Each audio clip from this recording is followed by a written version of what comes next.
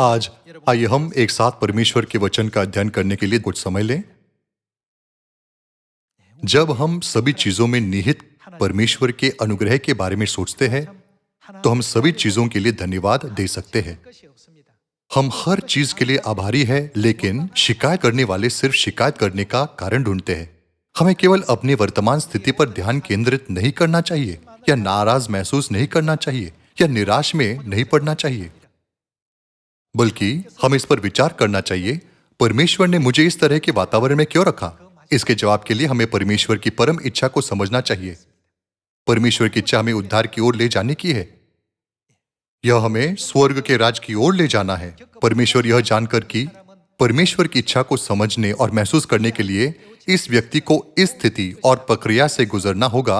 हम में से प्रत्येक को कुछ स्थितियों में डालते हैं। कभी परमेश्वर मजबूत व्यक्तित्व वाले लोगों को, कभी कम बुद्धि वाले लोगों को, कभी योग्यता वाले लोगों को, या अन्य कम क्षमता वाले लोगों को हमारे चारों ओर रखते हैं।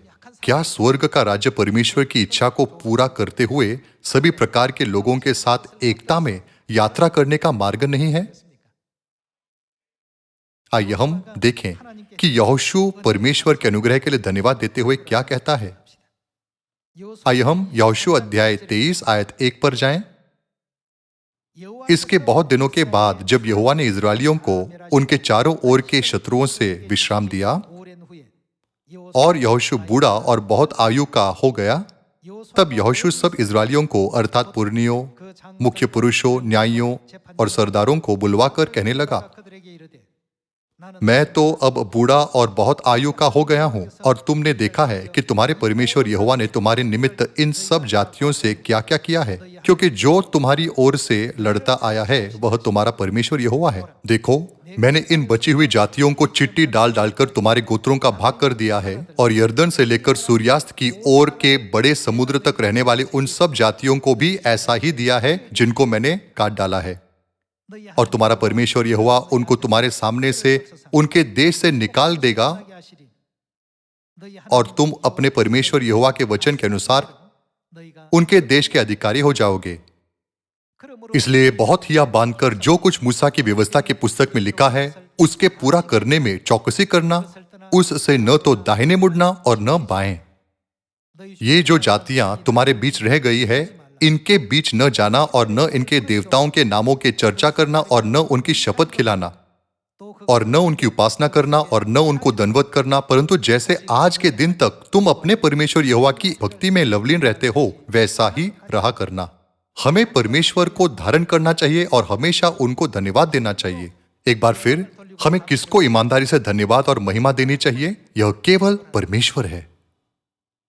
चूंकि परमेश्वर सारी सृष्टि को नियंत्रित करते हैं, यहां तक कि एक पत्थर या घास का एक भी कतरा एक निश्चित स्थान पर एक निश्चित समय पर परमेश्वर द्वारा रखा जाता है, जो उनके अस्तित्व के कारण को जानते हैं। मानव जाति के साथ भी ऐसा ही है। हम सोच सकते हैं कि हम अपनी मर्जी से कोरिया से अमेरिका जा सकते हैं और अमेरिका से इटली जा सकते हैं, क्योंकि हमारे पास क्षमता है। लेकिन यह केवल इसलिए है क्योंकि परमेश्वर की भविष्यवाणी हमेशा सभी चीजों में अदृश्य रूप से काम करती है। यहां तक कि जिस राहगीर से हम अपने जीवन काल में मिलते हैं, उसे विशेष रूप से उस स्थान पर उस विशिष्ट समय पर रखा जाता है। परमेश्वर इन सभी लोगों को हमारे जीवन में हमारे उद्धार के लिए व्यवस्थित करते हैं, है ना? इसलिए किसी भी परिस्थिति में कुड़कुड़ाने, शिकायत करने या चिढ़ने के बजाय हमें हर क्षण क्या करना चाहिए? हमें हमेशा खुश रहना चाहिए, निरंतर प्रार्थना करनी चाहिए और सभी परिस्थितियों में धन्यवाद देना चाहिए। बाइबल कहती है सभी परिस्थितियां, जिसका अर्थ है चाहे वह अच्छी स्थिति हो या नहीं। किसी भी परिस्थिति में हमें क्या करना चाहिए? हमें परमेश्वर को धन्यवाद देना चाहिए। मैं हमारे एलोहिम परमेश्वर पिता और माता को धन्यवाद देते हुए, जिन्होंने हमें आशीष दी है और स्वर्ग के राज का मार्ग खोला है, आज के उपदेश को समाप्त करना चाहता हूं। आपका बहुत बहुत धन्यवाद।